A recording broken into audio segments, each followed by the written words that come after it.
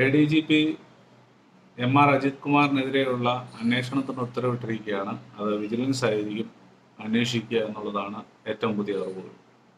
അദ്ദേഹത്തെ സ്ഥാനത്ത് നിന്ന് മാറ്റി നിർത്താനായിട്ട് തയ്യാറായിട്ടില്ല. മുഖ്യമന്ത്രി അക്കാര്യത്തിൽ അനുകൂലമായ നിലപാടെടുത്തിട്ടില്ല. എന്നാൽ ഘടകകക്ഷികളിലൊക്കെ ഈ വിഷയത്തിൽ എതിർപ്പുകൾ ഇതിനോടകം പ്രകടിപ്പിച്ചിരുന്നു. അദ്ദേഹത്തെ ആ സ്ഥാനത്ത് നിന്ന് മാറ്റി നിർത്തി അന്വേഷണം നടത്തണമെന്നാണ്.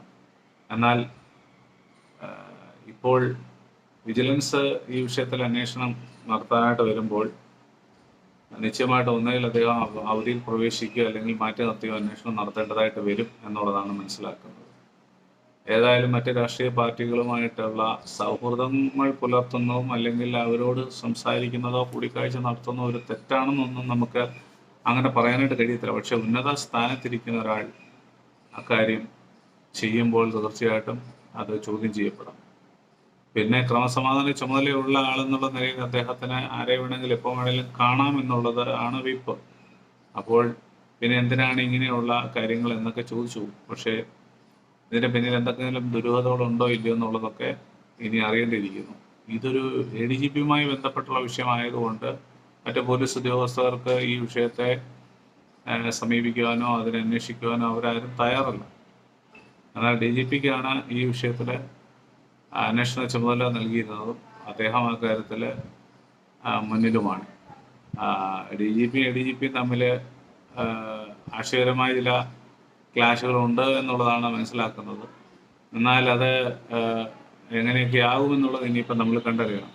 ഏതായാലും സർക്കാരിൻ്റെ ഭാഗത്തു നിന്നുള്ള ഉത്തരവ് ഇറങ്ങിയിട്ടുണ്ട്. PB അൻവർ MLA കൊടുത്ത പരാതിയിന്മേലാണല്ലോ ഈ കാര്യങ്ങളെല്ലാം ഇപ്പോൾ അന്വേഷണ ഔദ്യോഗികമായിട്ട് കാര്യങ്ങളെല്ലാം മുന്നോട്ട് വരുന്നത്.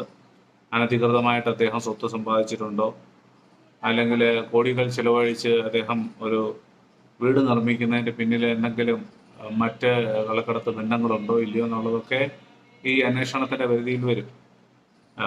ഏതായാലും തുടർ അന്വേഷണത്തിന് ഒരു ഉത്തരവ് ഇറങ്ങിയിരിക്കുന്ന സ്ഥിതിക്ക് കാര്യങ്ങൾ എന്താവും എങ്ങനെയാവും എന്നുള്ളതൊക്കെ ഇനിയിപ്പം നമ്മൾ നോക്കി കാണേണ്ടതായിട്ട് വരും. ഇത് CPMന് ഒരർത്ഥത്തിൽ പറഞ്ഞാൽ ഒന്നിൻ്റെ പുറകെ ഒന്നായിട്ട് ഓരോരോ തിരിച്ചടികൾ ഇങ്ങനെ വന്നുകൊണ്ടിരിക്കുന്ന ഒരു കാലമാണ്. ഭരണപ്രതിച്ഛായ നിലനിർത്താൻ അവർ ശ്രമിക്കുമ്പോൾ, പല കാര്യങ്ങളും ചെയ്യാൻ അവർ ശ്രമിക്കുമ്പോൾ അത് വേണ്ട രീതിയിൽ ഫലവത്താകാത്ത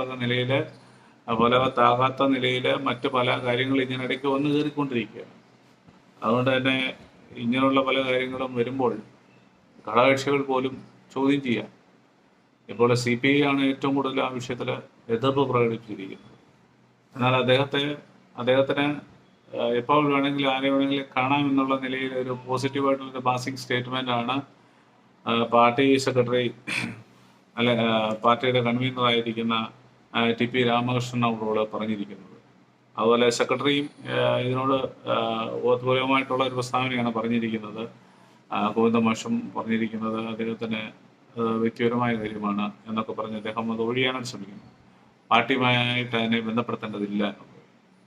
എന്നാൽ ഒരു വശത്ത് എതിരാളി പാളയത്തിൽ പടയുന്ന പോലെയാണ്. കൂട്ടത്തിലുള്ള MLA തന്നെയാണ് ഈ പരാതി ഉന്നയിക്കുന്നത്. എന്നാൽ അദ്ദേഹം പാർട്ടിയുമായിട്ട് അദ്ദേഹത്തിന് അംഗത്വവും കാര്യങ്ങളോ ഒന്നുമില്ല. സ്വതന്ത്രനായി നിന്ന് മത്സരിച്ച ഒന്നാണ്. പക്ഷേ പിന്തുണയുണ്ട് അദ്ദേഹത്തിന്. ഒരു സമൂഹത്തിൻ്റെ മുഴുവൻ പിന്തുണ അദ്ദേഹത്തിന്. അദ്ദേഹം ഒരു കാര്യത്തിന് ഇറങ്ങിത്തിരിച്ച രണ്ടും കൽപ്പിച്ചാണ് ഇറങ്ങിത്തിരിക്കുന്നത്.